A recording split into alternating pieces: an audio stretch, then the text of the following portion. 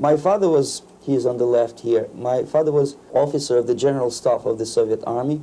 He was inspector of land forces, Soviet troops stationed in countries like Mongolia, Cuba, East European countries. This is the picture taken at the entrance of my Institute of Oriental Languages. It's a part of Moscow State University.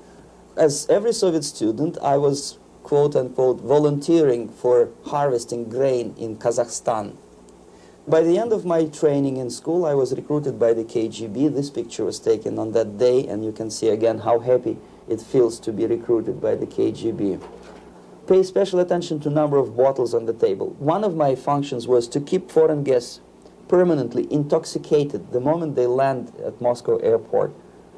In 1967, the KGB attached me to this magazine, Look magazine. A group of 12 people arrived to USSR from United States to cover the 50th anniversary of October Socialist Revolution in my country. From the first page to the last page, it was a package of lies.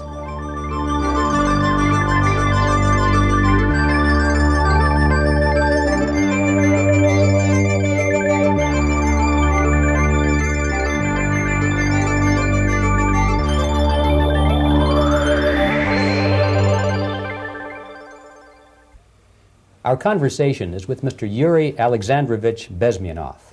Mr. Bezmenov was born in 1939 in a suburb of Moscow. He was the son of a high-ranking Soviet Army officer. He was educated in the elite schools inside the Soviet Union and became an expert in Indian culture and Indian languages.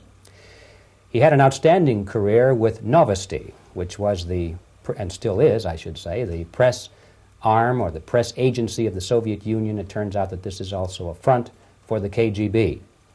One of his interesting assignments was to brainwash foreign diplomats when they visited Moscow. And he'll tell us a little bit about how they did this and how they planted information which eventually wound up in the press of the free world. He escaped to the West in 1970 after becoming totally disgusted with the Soviet system, and he did this at great risk to his life. He certainly is one of the world's outstanding experts on the subject of Soviet propaganda and disinformation and active measures. Mr. Bezmenov, I'd like to begin by having you tell us a little bit about some of your childhood memories. Well, the most vivid memory of my childhood was Second World War, or to be more precise, the end of the Second World War, when all of a sudden United States, from a friendly nation, which helped us to defeat Nazism, turned overnight into a deadly enemy.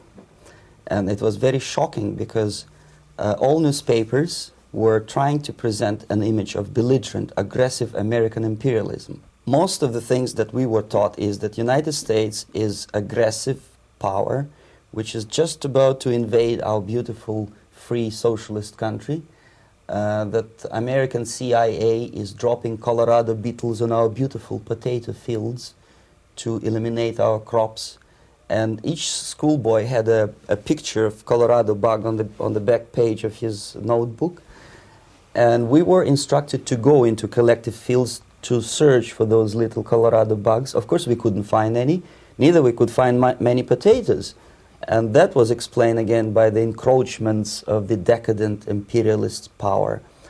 The anti-American paranoia, hysteria in the Soviet propaganda was to such of such a higher degree that many less skeptical people or less stubborn would really believe that United States is just about to invade our beautiful motherland, and some secretly hope that it will come true.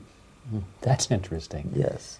Well, getting back to life inside the Soviet Union or inside communist countries in general, in this country, at the university level primarily, we read and hear that the Soviet system is different from ours, but not that different, and that there is a convergence developing between all of the systems of the world, and that really it doesn't make an awful lot of difference what system you live under because you have corruption and dishonesty and tyranny and all that sort of thing. From your personal experience, what is the difference between life under communism and life in the United States? Well, life is obviously very much different for simple reason that the Soviet Union is a state capitalist economically. It's a state capitalism where an individual has absolutely no rights, no value, his life is nothing, it's just like an insect. He is disposable, whereby in the United States, even the worst criminal is treated as a human being. He has a fair trial, and some of them capitalize on their crimes. They publish their memoirs in their prisons and get handsomely paid by your crazy publishers. The differences, of course, in the daily life are very various, depending on whom we are talking about. In my own private life, I never suffered from communism simply because I was brought up in a family of high-ranking military officer. Most of the doors were open for me. Most of my expenses were paid by the government, and I never had any troubles with the authorities or with the police. So, in other words, I would say I enjoyed, or I had good reasons to enjoy, all the advantages of so-called socialist system. Mm-hmm. My main motivations to defect had nothing to do with affluence. It was mainly moral indignation, moral protest, rebellion against the inhuman methods of the Soviet system. Well, specifically, what did you object to? I objected, first of all, against oppression of my own dissidents and intellectuals. And that was the most disgusting thing that I witnessed as a young man, young student, who was brought up a very troublesome period in our history, from Stalin to Khrushchev, from total tyranny and oppression to some kind of liberalization. Second, when I started working for the Soviet embassy in India, to my horror, I discovered that we are millions times more oppressive than any colonial or imperialist power in the history of mankind. That my country brings to India not freedom, progress, and friendship between the nations, but racism, exploitation, and slavery, and of course economical inefficiency to this country.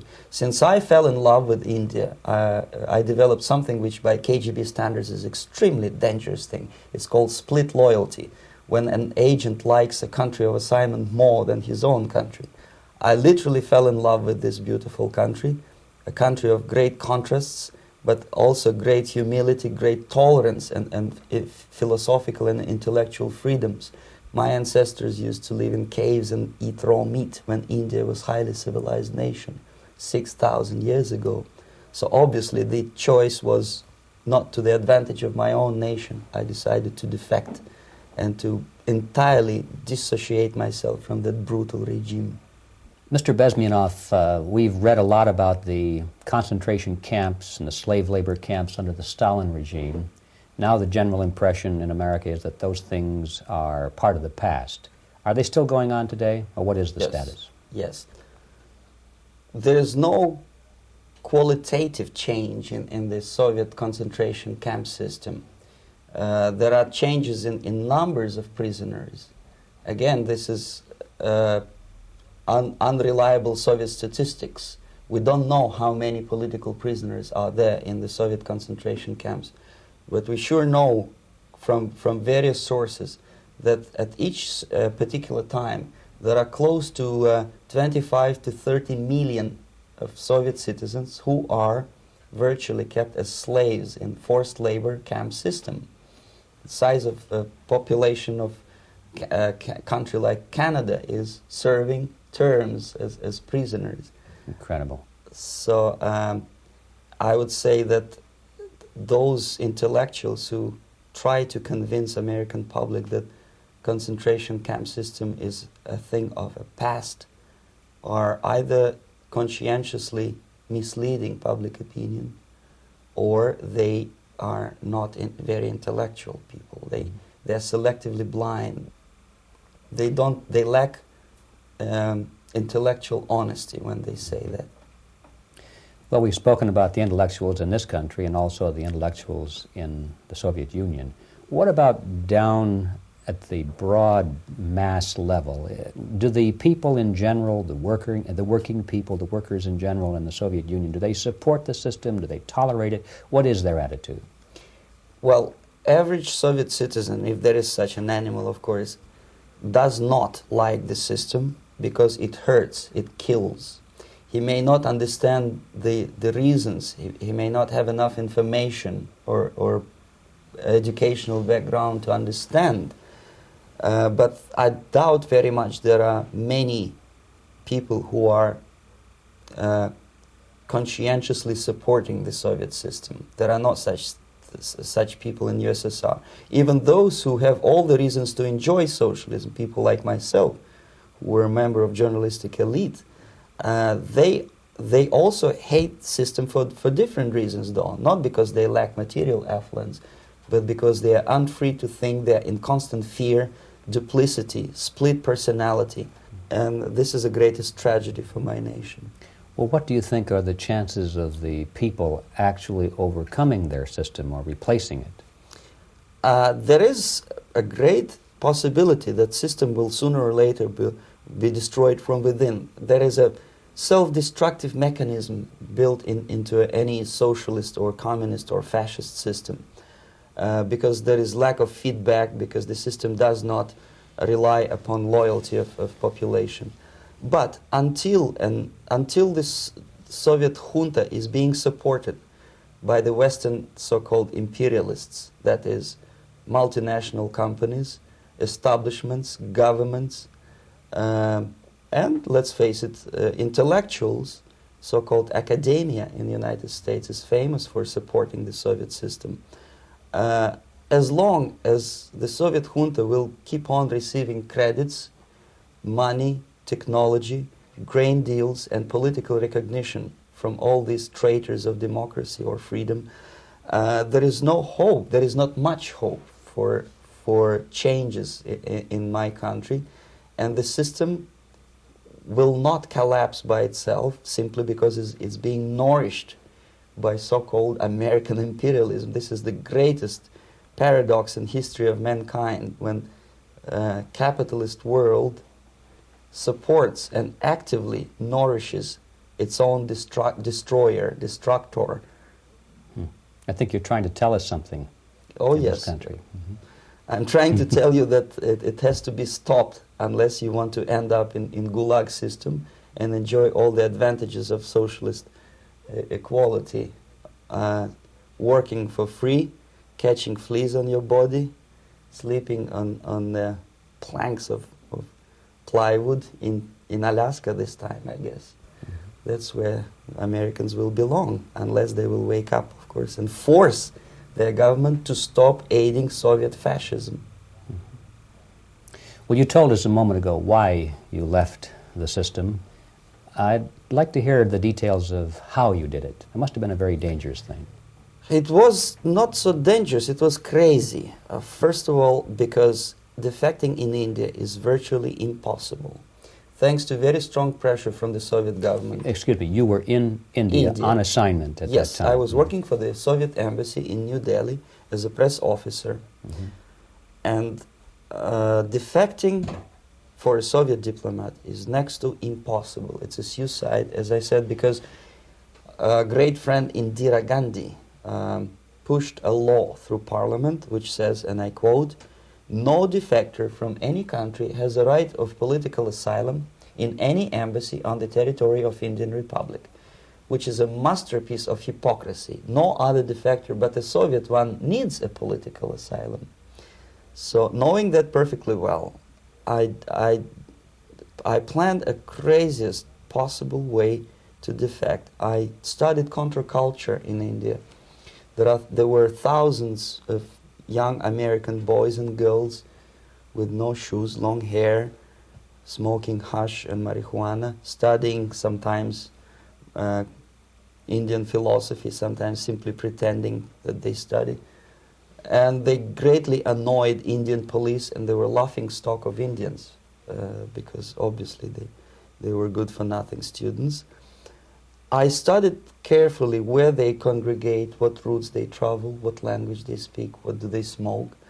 And one day I simply joined a group of hippies to avoid detection of Indian police.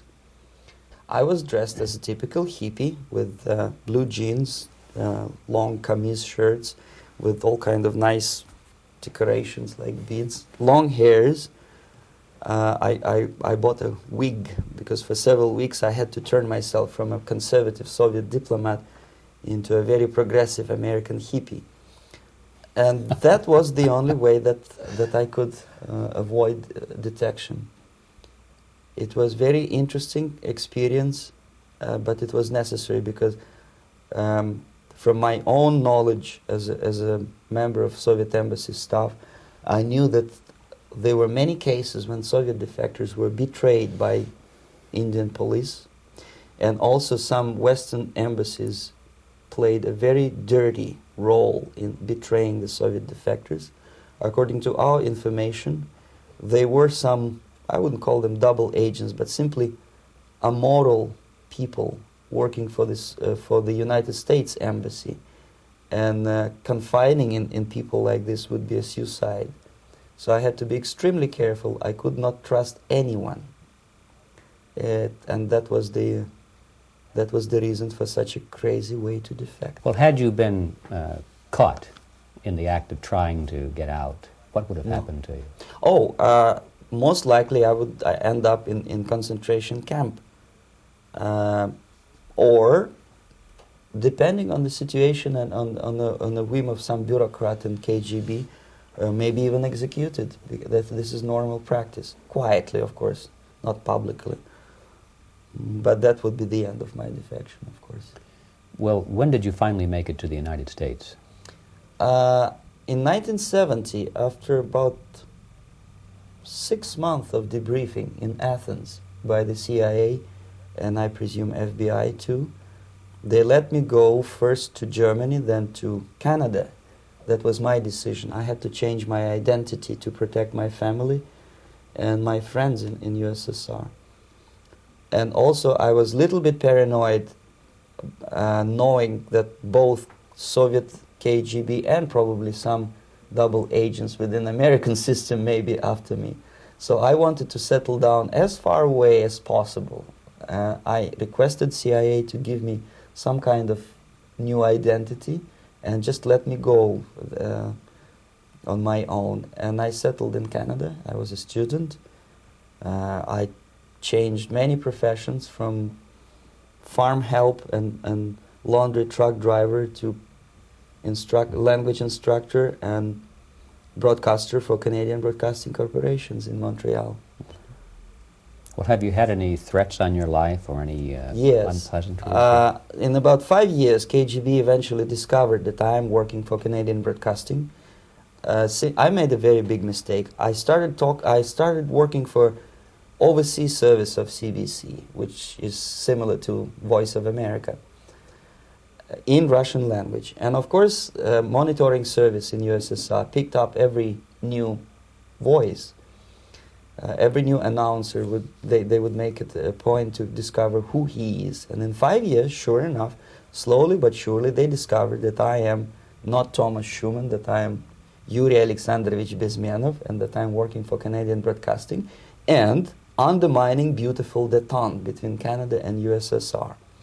And the Soviet ambassador Alexander Yakovlev made it his personal effort to discredit me. He complained to Pierre Trudeau, who is known to be a little bit soft on socialism. And the management of CBC behaved in a very strange, cowardly way, unbecoming to representatives of an independent country like Canada. They listened to every suggestion that Soviet ambassador gave, and they started shameful investigation, analyzing content of my broadcasts to USSR. And sure enough, they discovered that some of my statements were probably would be offending to the Soviet Politburo. So I had to leave my job. And of course, subtle intimidations. They would say something like, please cross the street carefully because, traffic is very heavy in Quebec. And fortunately, I know about the psychology and the logic of activity of the KGB, and I never allowed myself to be intimidated. This is the worst thing. This is what they expect a person, a defector, to be intimidated. Once they spot that you are scared, they keep on developing that line And then eventually you either have to give up entirely and work for them, or they neutralize you. They would definitely stop all kind of political activity, which they failed to do in my case, because I was stubbornly working for the Canadian Broadcasting. And in response to their intimidations, I said that, look, this is a free country, and I am as free as you are. And I also can drive very fast. And gun control is not yet established in Canada, so I had a couple of good shotguns in my basement. So welcome to visit me someday with your Kalashnikovs machine guns. So obviously it didn't work. Intimidation didn't work. So they tried different approach, as I described. They approached on the highest level, on the level of Canadian bureaucracy. And on that level they were successful. On that level they were successful. On individual level they failed flat. Mr. Bezmenov has brought a series of slides with him that he has taken from the Soviet Union, and I think this is a good time to take a look at the slides. Yes. Now, the viewers will be able to see these slides as we talk about them. Yes, this is a collection of slides which are, some of them are snapshots from my family album, some of them are documents which I smuggled from the Soviet embassy, and some are reproductions from local mass media. I usually show them to establish my credibility as a defector. This is a picture of my native town, Mytishi, about 20 miles north from Moscow. Characteristically, there is a statue of Comrade Lenin in the central square. This is myself at the age of 7, again, characteristically, under the statue of Comrade Stalin, extending his friendly hand to peoples of the world. At that age, of course, I was still idealistically minded young communist, and I still believe that sooner or later things will go for better. But I realized that the system stinks, that something is fishy, and that ideology is fake, and the propaganda about advanced Soviet agriculture simply didn't meet the criteria of reality. If they talk about abundance of food and there is none in the stores, there must be something wrong. My father was, he is on the left here, my father was officer of the General Staff of the Soviet Army. He was inspector of land forces, Soviet troops stationed in countries like Mongolia, Cuba, East European countries. Were he alive today, most likely he would be inspecting Soviet troops in Nicaragua, Angola, and many other parts of the world. Fortunately, he died and he didn't see the disgrace, because deep inside he was a Russian patriot. He didn't like the idea of expanding Soviet military might, especially in the areas where we were not welcomed at all.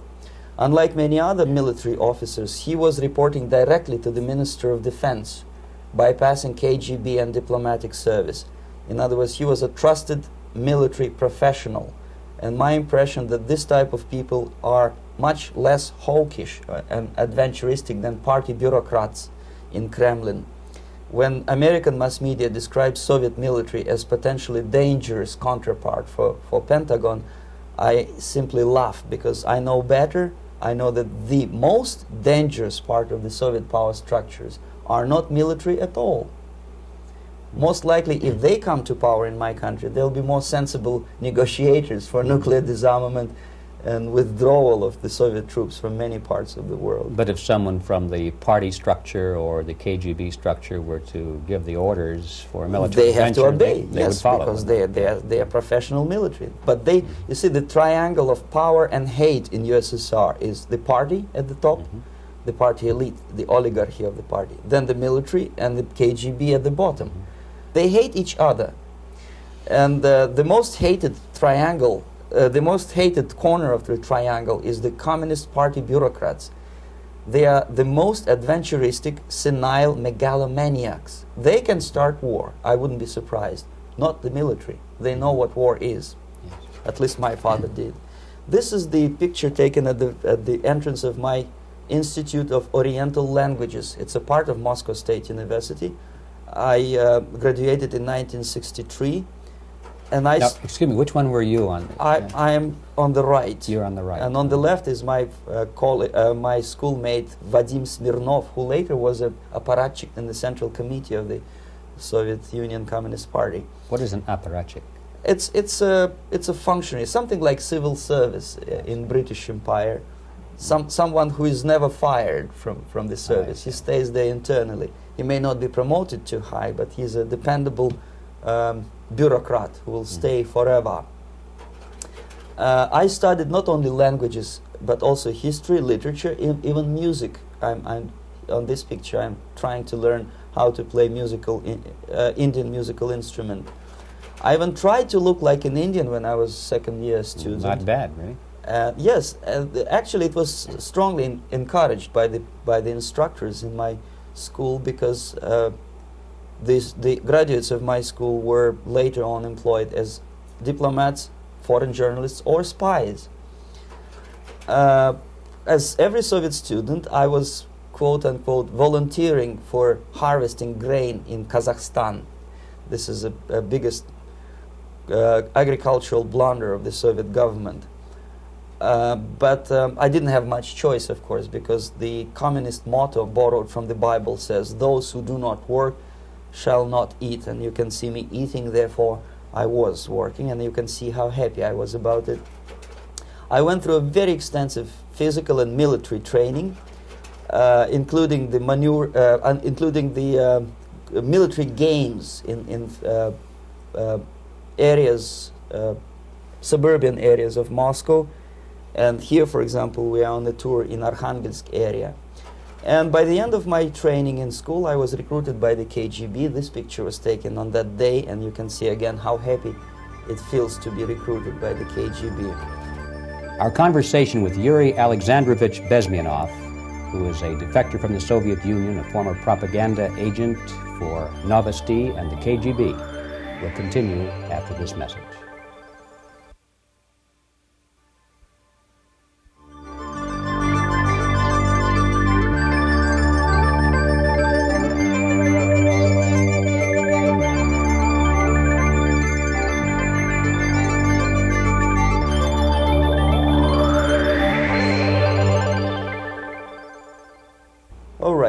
As every student in USSR, I went through very extensive physical and military training and civil defense training too. Unlike in the United States, where civil defense is virtually non-existent, zero. In USSR, every student, whatever his major subject, has to go through very extensive 4-year military and civil defense training. You can see me here with a group of students during one of the war games near Moscow. The main idea, of course, is to prepare a huge reserve army of the USSR. Each student has to graduate as a junior lieutenant. In my case, it was administrative and military intelligence service. My first assignment was to India as a translator with the Soviet Economical Aid Group, building refinery complexes in Bihar state and Gujarat state. At that time, I was still naively, idealistically believing that what I was doing contributes to the understanding and cooperation between the nations. It took me quite a number of years to realize that what we were bringing to India was a new type of colonialism, 1,000 times more oppressive and exploitative than any colonialism or imperialism in history of mankind. But at that time, I was still hoping that, well, maybe it's not that bad, could be worse, and things may go for better. And I even tried to implement the beautiful Marxist motto, proletarians of all the countries unite. I tried to unite with a nice Indian girl, and I was fascinated by Indian culture, by the family life in this country. But obviously, Communist Party had different plans for my genes, so I had to marry this beautiful Russian girl. In the span of my career, I married 3 times.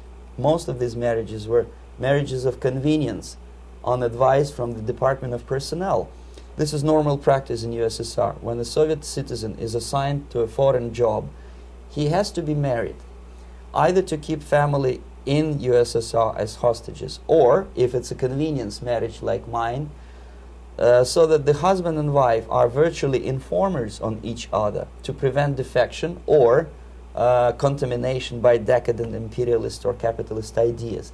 In my case, I hated that girl so much that the moment I landed in Moscow, we were divorced, and I married later, second time. By the end of my first assignment in India, I was promoted to the position of public relation officer. You can see me here translating a speech by a Soviet boss. And you're on the right. I'm on the right here, yes. And the occasion was commissioning of the refinery complex in Bihar, Barauni. Back in Moscow, I was immediately recruited by Novosti Press Agency, which is a propaganda and ideological subversion front for the KGB. 75% of the members of the Novosti are commissioned officers of the KGB. The other 25 are, like myself, co-opted agents who are assigned to specific operations. In this particular case, you can see me talking to students of Lumumba Friendship University in Moscow. This is a huge school under the direct control of the KGB and Central Committee, where future leaders of the so-called national liberation movements are being educated and selected carefully. And some of them have absolutely, this, for example, is a group of students from Lumumba. They don't look like students at all. They look more like military, and that's exactly what they were. They were dispatched back to their countries to be leaders of the so-called national liberation movements, or to be translated into normal human language, leaders of international terrorist groups. Another area of activity when I was working for the Novosti was to accompany groups of so-called progressive intellectuals, writers, journalists, publishers, teachers, professors of colleges. You can see me here in Kremlin. I'm second on the left, with a group of Pakistani and Indian intellectuals. Most of them pretended they don't understand that we are actually working on behalf of the Soviet government and the KGB. They pretended that they are actually being guests, VIP intellectuals, that they are treated according to their merits and their intellectual abilities. For us, they were just a bunch of political prostitutes to be taken advantage for various propaganda operations. Therefore, you can see perfectly well the senior colleague of mine on the left doesn't really have that much respect on his face, and myself with a very skeptical smile, typical KGB sarcastic smile, anticipating another victim of ideological brainwashing. This is how a typical conference in Novosti headquarters in Moscow looked like. Sitting in the middle is Boris Burkov, the then director of Novosti Press Agency, high-ranking party bureaucrat in the Department of Propaganda. I am standing next to a famous Indian poet, Sumitranandan Pant. He was famous because he was an author. He was the author of a famous poem titled Rhapsody to Lenin. That's why he was invited to USSR, and everything was paid by the Soviet government. Pay special attention to number of bottles on the table. This is one of the ways to kill the awareness or curiosity of foreign journalists. One of my functions was to keep foreign guests permanently intoxicated the moment they land at Moscow airport. I had to take them to the VIP lounge and toast to friendship and understanding between the nations of the world. Glass of vodka, then a second glass of vodka. And in no time, my guests would be feeling very happy. They would see everything in kind of pink, nice color. And that's the way I had to keep them permanently for the next 15 or 20 days. At certain point in time, I had to withdraw alcohol from them so that some of them, who are the most recruitable, would feel a little bit shaky, guilty, trying to remember what they were talking last night. That's the time to approach them with all kind of nonsense, such as joint communique or statement for Soviet propaganda. That's the time they are the most flexible. And of course, what they didn't understand, they didn't realize or pretended not to realize, that myself, who was drinking together with them, was not drinking at all. I had ways to get rid of alcohol through various techniques, including special pills which were given to me by my colleagues. But they were taking it seriously. In other words, they would consume quite large volumes of alcohol and feel quite uneasy next morning. In 1967, the KGB attached me to this magazine, Look magazine. A group of 12 people arrived to USSR from United States to cover the 50th anniversary of October Socialist Revolution in my country. From the first page to the last page, it was a package of lies, propaganda cliché, which were presented to American readers as opinions and deductions of American journalists. Nothing could be far from truth. These were not opinions. They were not opinions at all. They were the clichés which the Soviet propaganda wants American public to think that they think. If it does make any sense at all. It sure does, because from the viewpoint of the Soviet propaganda, although there are some subtle criticisms of the Soviet system, the basic message is that Russia today is a nice, functioning, efficient system supported by majority of population. That's the biggest lie. And of course, American intellectuals and journalists from Look magazine elaborated on that untruth in various different ways. They intellectualized that lie. They found all kinds of justifications for telling lies to American public. Excuse me, it was partly your job to make sure that they got these ideas, yes, and accepted them as their own ideas. Right. Actually, even before they arrived to USSR, and they paid astronomical sum of money for that visit, they were submitted, this Novosti Press agency developed so-called backgrounders, 20-25 pages of information and opinions which were presented to the journalists even before they bought their tickets to Moscow. They had to analyze the situation, and judging on their reaction to that backgrounder, the local Novosti representative or local Soviet diplomat in Washington, D.C. would assess whether they be given visa to USSR or not.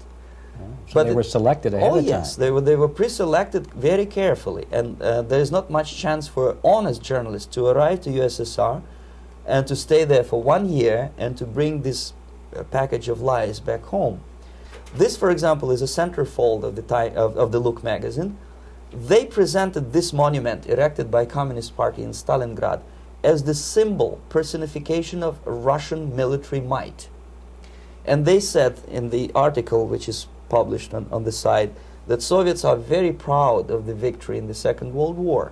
This is another big myth, a lie. No sensible people would be proud to lose 20 millions of their countrymen in a war which was started by Genoese Hitler and Comrade Stalin and paid by American multinationals. Most of the Soviet citizens look at this type of monuments with disgust and sorrow, because every family lost father, brother, sister, or child in the Second World War. Yet American journalists who were trying to appease, to please their hosts, presented this picture on the centerfold as the symbol and personification of Soviet national, they call it Russian national spirit.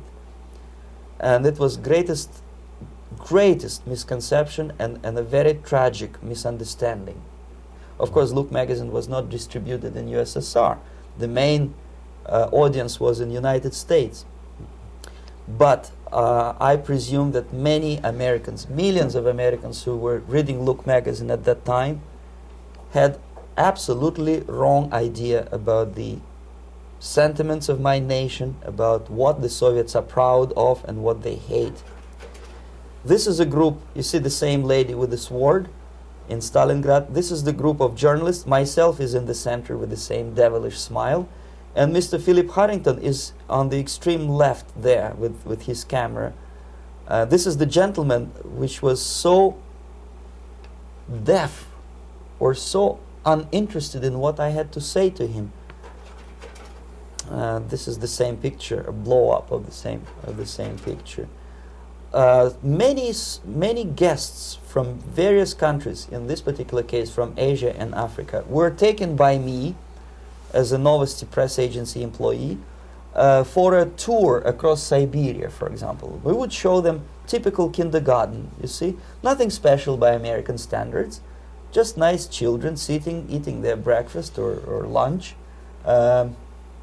What they could not understand, or they pretended not to understand, that this is an exemplary kindergarten. This is not the kindergarten for average person or average family in USSR.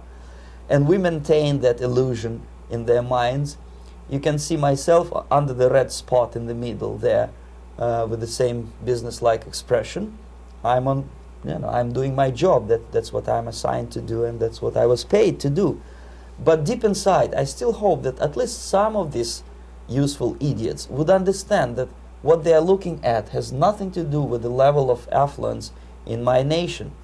This is a better picture which reflects the true spirit of the Soviet childhood. This picture was printed in a Canadian government publication by mistake. In the middle you can see children playing on a small courtyard, and the caption goes, "This is a typical kindergarten in Siberia."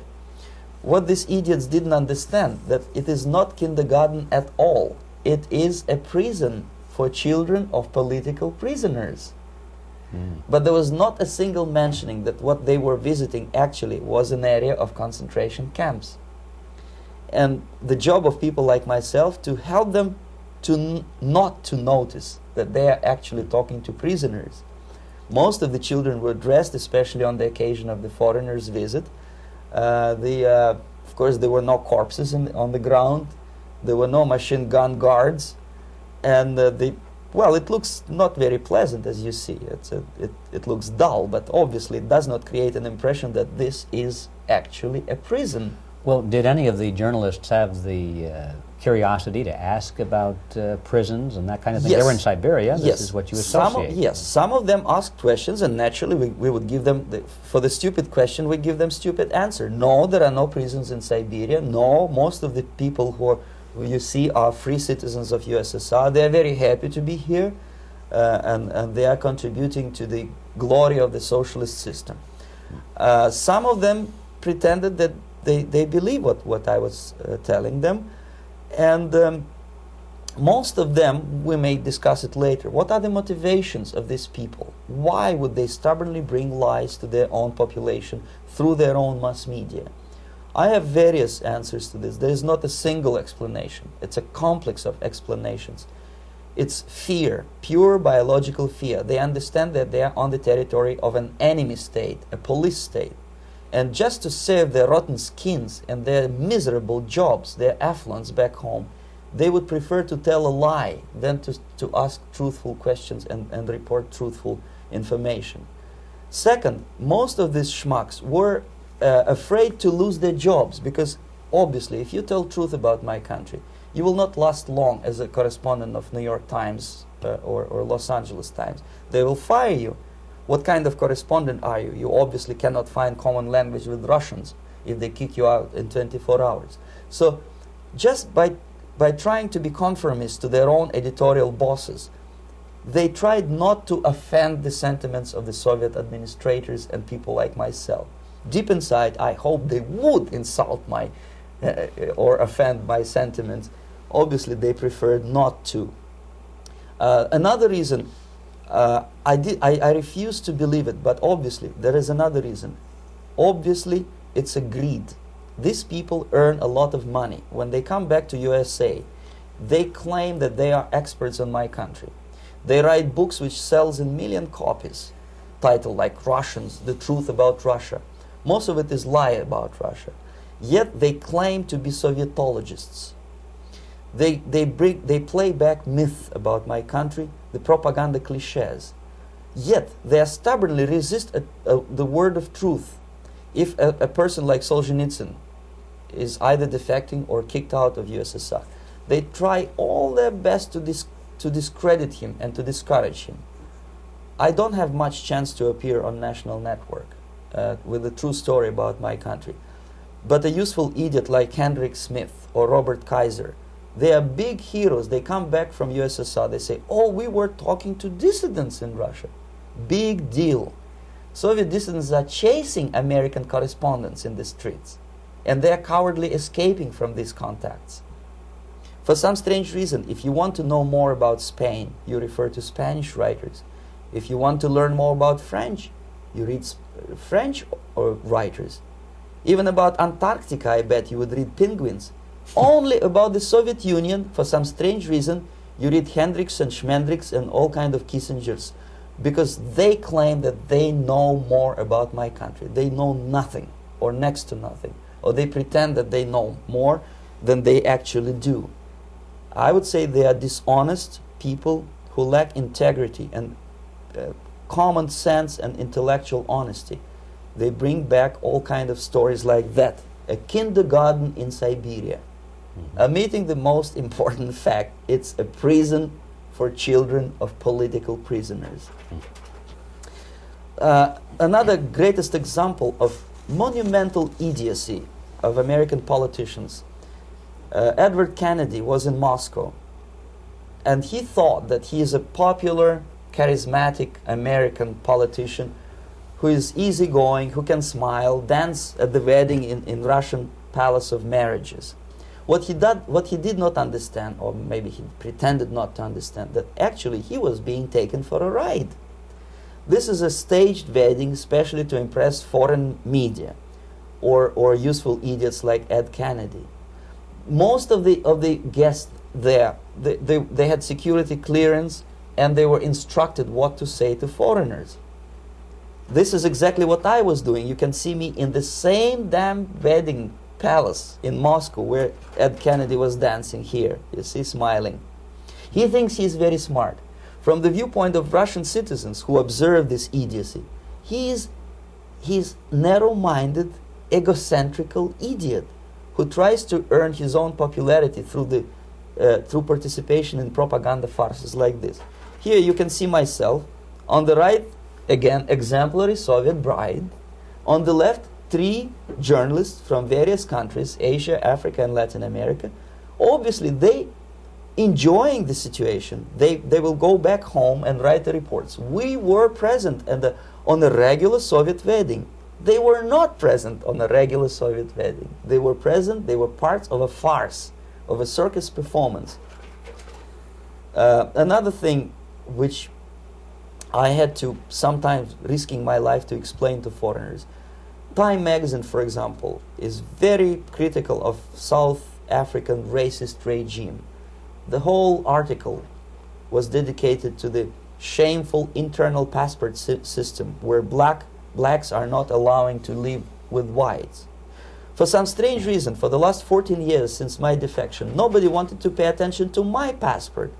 This is my passport. It also shows my nationality, and it has a police rubber stamp, which is called propiska in Russian language, which assigns me to a certain area of residence. I cannot leave that area, same way as this black man cannot leave the area in South Africa. Yet we call South African government racist regime.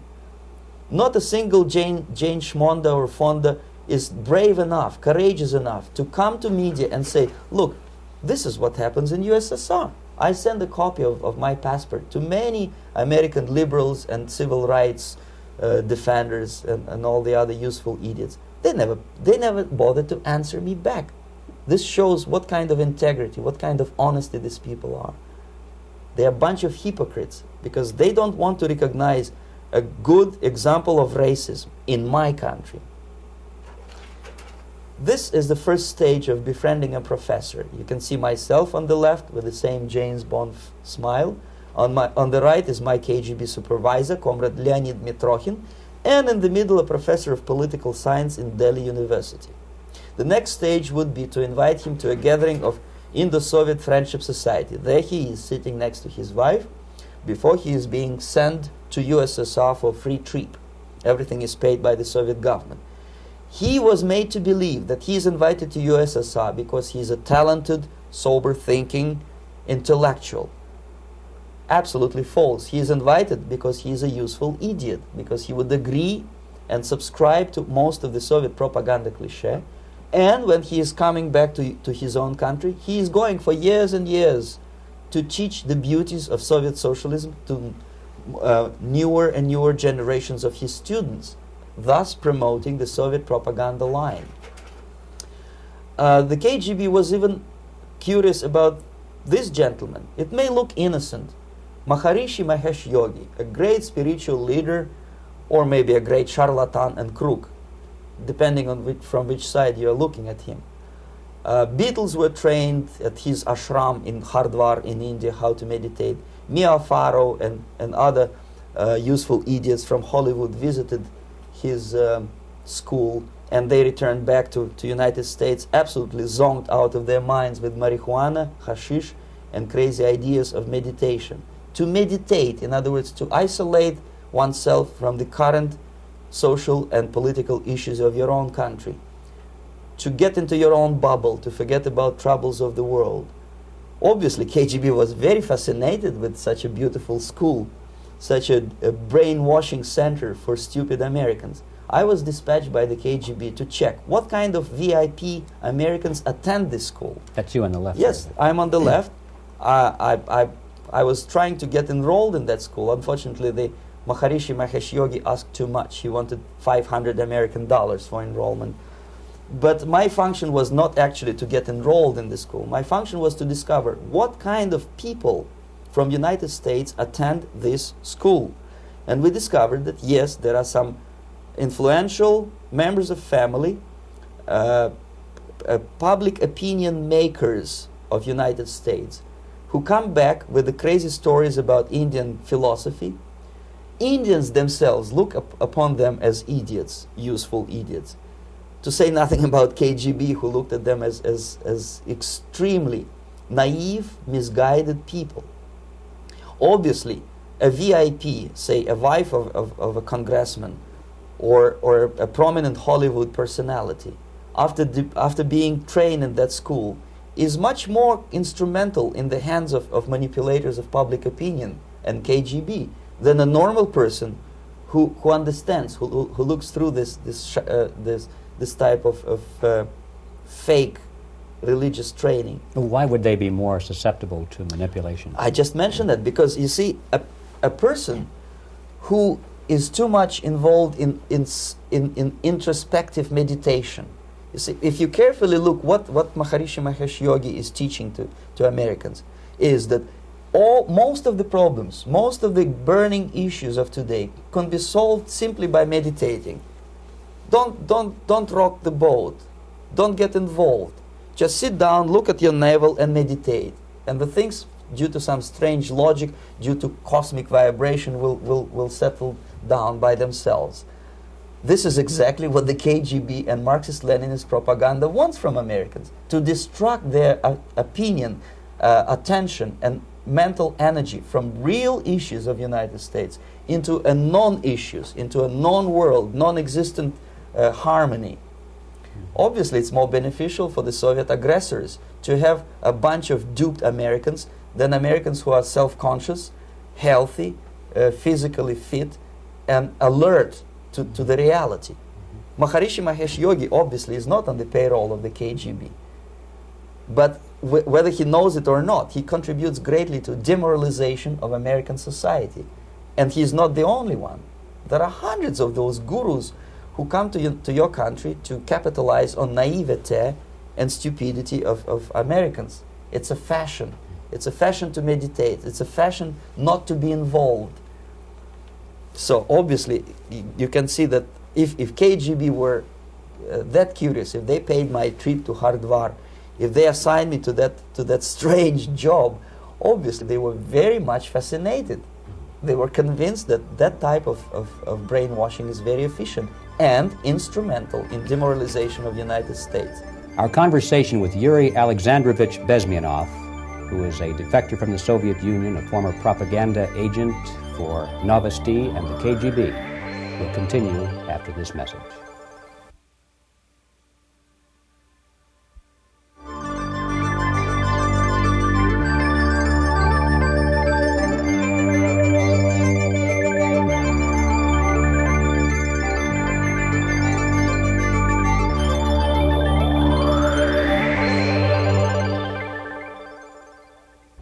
This picture shows the part of the building of USSR embassy and my supervisors. On the left is Comrade Mehdi, an Indian communist, and on the right, Comrade Mitrokhin, my supervisors in the secret department of research and counter-propaganda.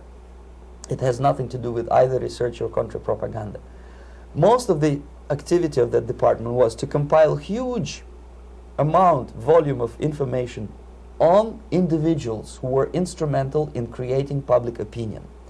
Publishers, editors, journalists, actors, educationalists, professors of political science, members of parliament, representatives of business circles. Most of these people were divided roughly in two groups. Those who would toe the Soviet foreign policy, they would be promoted to the positions of power through media and public opinion manipulation. Those who refused the Soviet influence in their own country would be character assassinated or executed physically come revolution. Same way as in the small town of Hue in South Vietnam, several thousands of Vietnamese were executed in one night when the city was captured by Viet Cong for only 2 days. And American CIA could never figure out how could possibly communists know each individual, where he lives, where to get him, and would be arrested in one night, basically in some 4 hours before dawn, put on a van, taken out of the city limits and shot. The answer is very simple. Long before communists occupied the city, there was extensive network of informers, local Vietnamese citizens, who knew absolutely everything about people who are instrumental in public opinion, including barbers and taxi drivers. Everyone who was sympathetic to the United States was executed. Same thing was done under the guidance of the Soviet embassy in Hanoi, and same thing I was doing in New Delhi. To my horror, I discovered that in the files where people were doomed to execution, there were names of pro-Soviet journalists with whom I was personally friendly. Pro-Soviet? Yes. They were idealistically minded leftists who made several visits to USSR, and yet the KGB decided that come revolution or drastic changes in political structure of India, they will have to go. Why is that? Because they know too much. Simply because, you see, the useful idiots, the leftists who are idealistically believing in the beauty of Soviet socialist or communist or whatever system, when they get disillusioned, they become the worst enemies. That's why my KGB instructors specifically made a point, never bother with leftists. Forget about these political prostitutes. Aim higher. This was my instruction. Try to get into large circulation, established conservative media. Rich, filthy rich movie makers, intellectuals, so-called academic circles. Cynical, egocentric people who can look into your eyes with angelic expression and tell you a lie.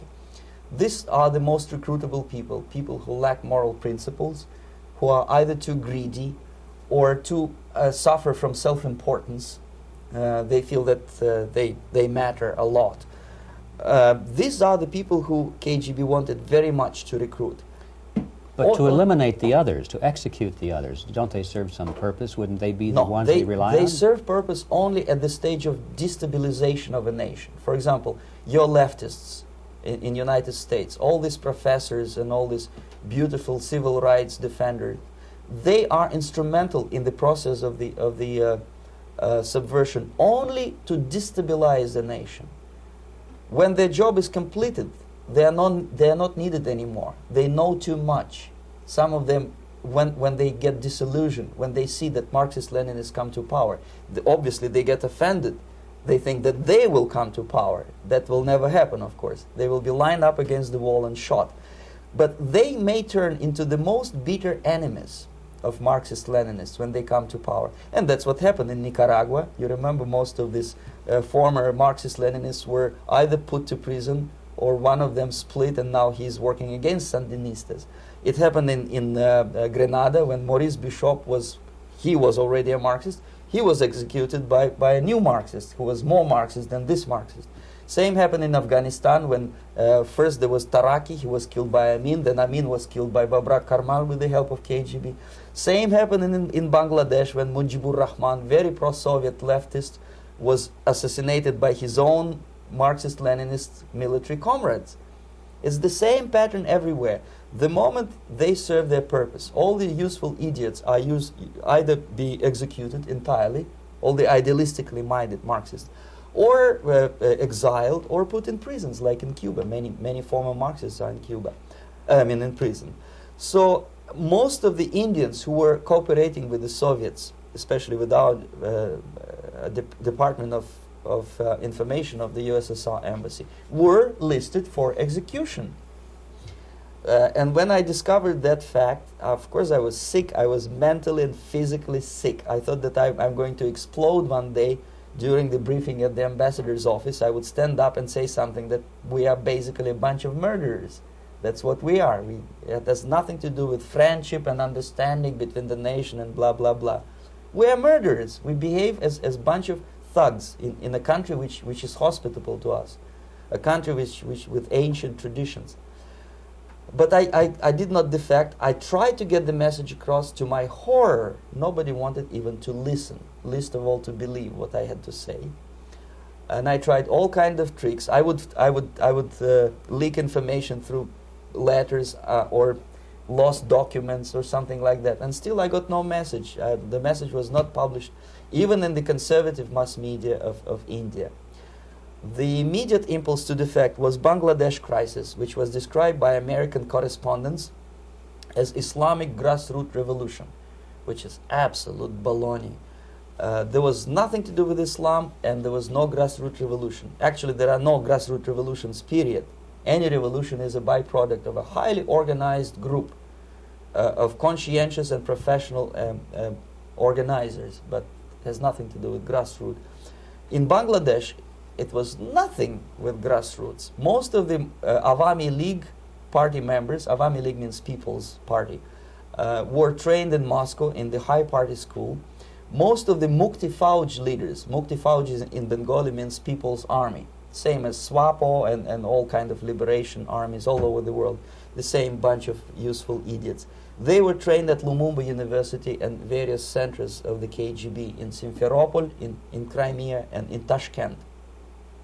So when I saw that Indian territory is being used as a jumping board to destroy East Pakistan, I saw myself thousands of so-called students traveling through India to East Pakistan, through the territory of India, and Indian government pretended not to see what's going on. They knew perfectly well, the Indian police knew it, the intelligence department of the Indian government knew it, the KGB of course knew it, and the CIA knew it.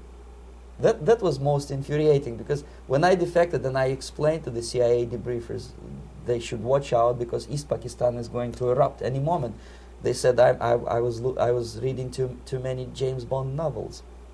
Anyway, so East Pakistan was doomed. One of my colleagues in the Soviet consulate in Calcutta, when he was dead drunk, he ventured into the basement to relieve himself, and he found big boxes which said printed matter to Dhaka University. Dhaka is the capital of East Pakistan. And since he was drunk and curious, he opened one of the boxes and he discovered not printed matter. He discovered Kalashnikov guns and ammunition in there. Anyway, it's a long story. When I saw the preparations for the invasion into East Pakistan, obviously I wanted to defect immediately. The only thing I couldn't at that time make up my mind when and where and how. One of the reasons, of course, you see, I was in love with India. I mentioned it before. I spoke the languages. I socialized with people. And I understood that I had to act fast unless I want this beautiful country to be permanently and irreparably damaged by our presence. One of the reasons not to defect was, as you can see, I was living in relative affluence. Who the hell in a normal mind would defect and do what? To be abused by your media, to be called McCarthyist and fascist and paranoid, or to drive a taxi in New York City? What for? What the hell for should I defect? To be abused by Americans, to be insulted in exchange for my effort to bring the truthful information about impending danger of subversion. As you can see, I was living in quite a comfortable conditions next to swimming pool, where Indians were not allowed, by the way. I was highly paid expert in propaganda. I had my family. I was respected by my nation. My career was cloudless. The third reason, how to defect with the family. To defect with the baby and the wife would be virtual suicide, because according to law, that hypocritical law which I quoted before, the Indian police will have to hand me over back to the KGB, and that will be the end of my defection and probably my life. Again, I cannot smuggle my wife because she was not quite sure what I was doing. She was not that idealistically involved, and she was definitely not in the total picture of what I was doing for the KGB. She would be shocked if I put her in my van and drive her to the American embassy or elsewhere. That would be a greatest danger.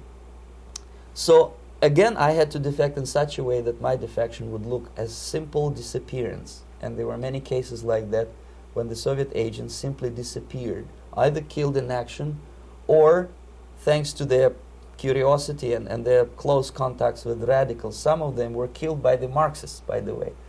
It happened in many African countries when the Soviet KGB were killed by Africans themselves. Not because they hated Marxism-Leninism, but because they were simply trigger-happy bunch of unruly characters. If you give them a machine gun, they will shoot. And some of the Soviets obviously were not careful enough to protect themselves, and they got into embarrassing situations when they were shot at the crossfire between factions of so-called liberation movements. Anyway, so I decided, as I said, to study the counterculture. I decided this probably would be the best way to disappear. I socialized with characters like this. On the left, you see, he's a barefoot American hippie. It took me quite a long time to study exactly what they were doing and how to mix with them.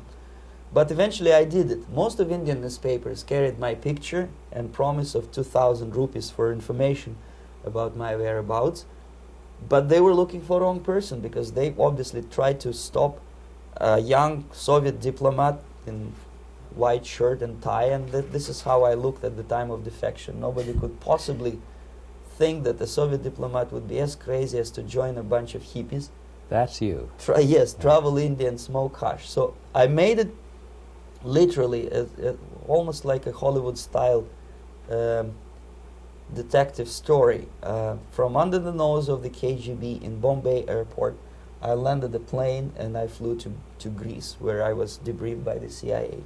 That's basically that's all for my slides. We can turn off the projector, then. That's very interesting.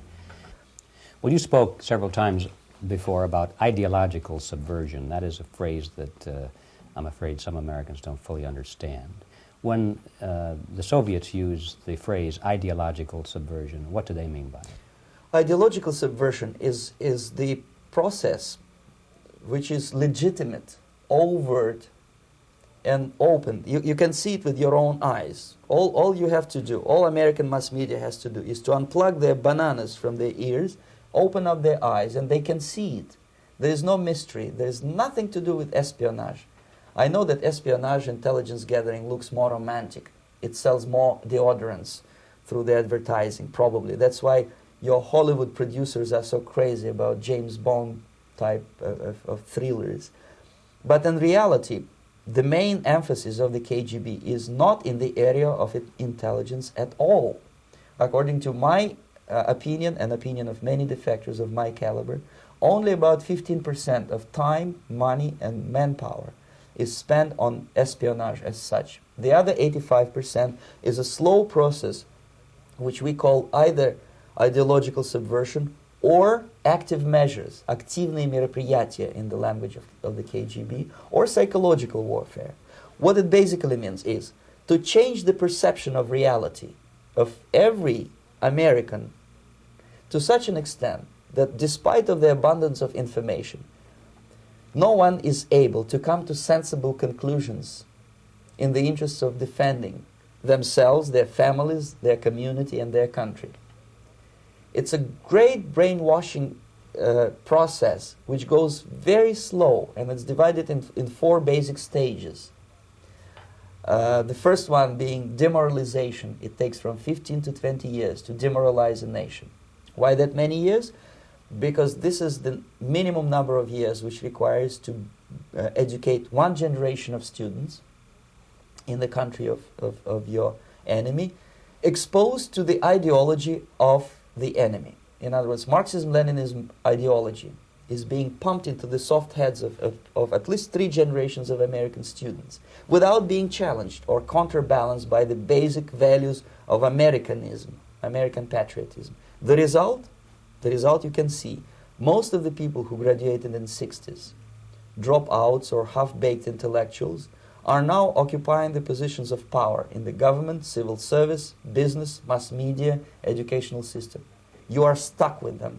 You cannot get rid of them. They are contaminated. They are programmed to think and react to certain stimuli in a certain pattern. You cannot change their mind, even if you expose them to authentic information, even if you prove that white is white and black is black. You still cannot change the basic perception and the logic of behavior. In other words, these people, the process of demoralization is complete and irreversible. To get rid society of these people, you need another 20 or 15 years to educate a new generation of patriotically minded and common sense people who would be acting in favor and in the interests of the United States society. And yet these people who've been programmed and, as you say, in place and Yes. who are favorable to an opening with the Soviet concept, these are the very people who would be marked for extermination in this country? Most of them, yes. Simply because the psychological shock when they will see in future what the beautiful society of equality and social justice means in practice, obviously they will revolt. They will be very unhappy, frustrated people. And the Marxist-Leninist regime does not tolerate these people. They will join the links of dissenters, dissidents. Yes.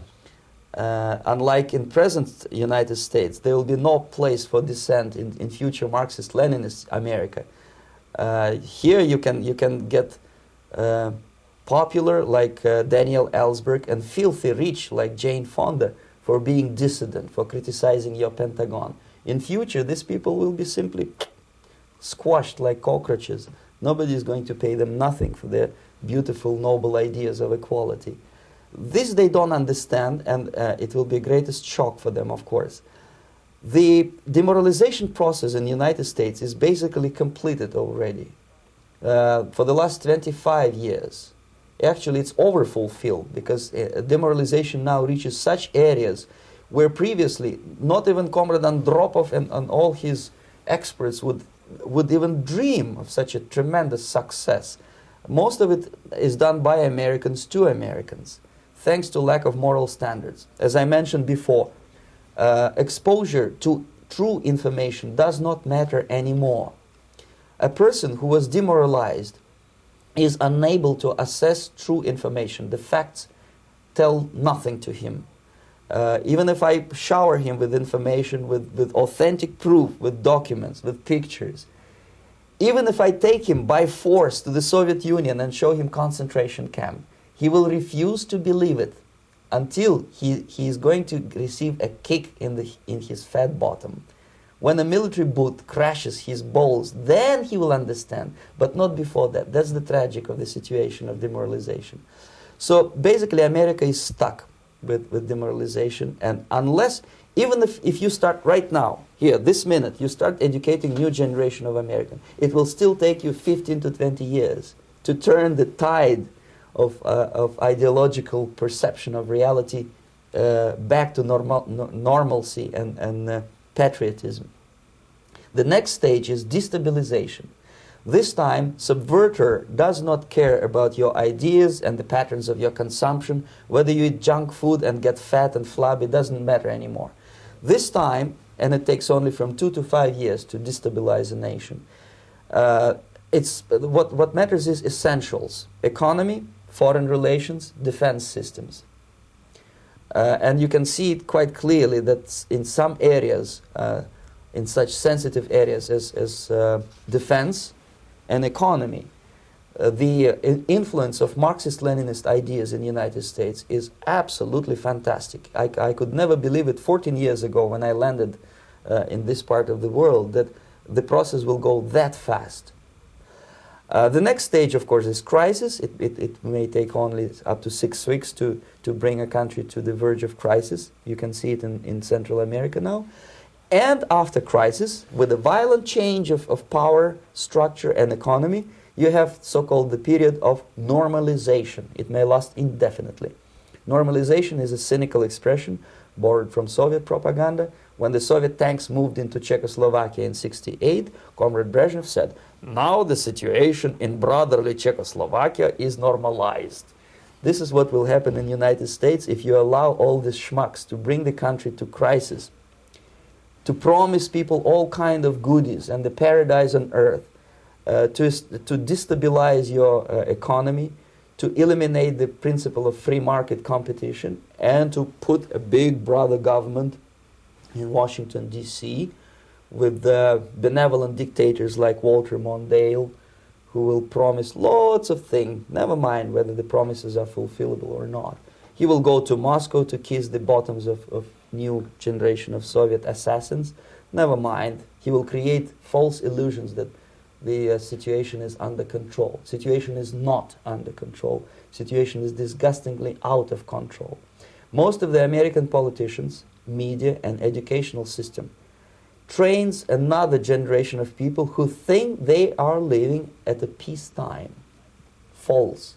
United States is in the state of war, undeclared total war against the basic principles and the foundations of this system. And the initiator of this war is not Comrade Andropov, of course. It's the system. However ridiculous it may sound, the world communist system or the world communist conspiracy, whether I scare some people or not, I don't give a hoot. If you are not scared by now, nothing can scare you.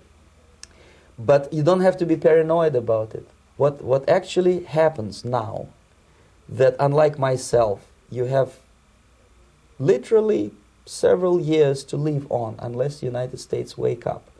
The time bomb is ticking. With every second, the disaster is coming closer and closer. Unlike myself, you will have nowhere to defect to, unless you want to live in Antarctica with penguins. This is it. This is the last country of freedom and possibility. Okay, so what do we do? What is your recommendation to the American people? Well,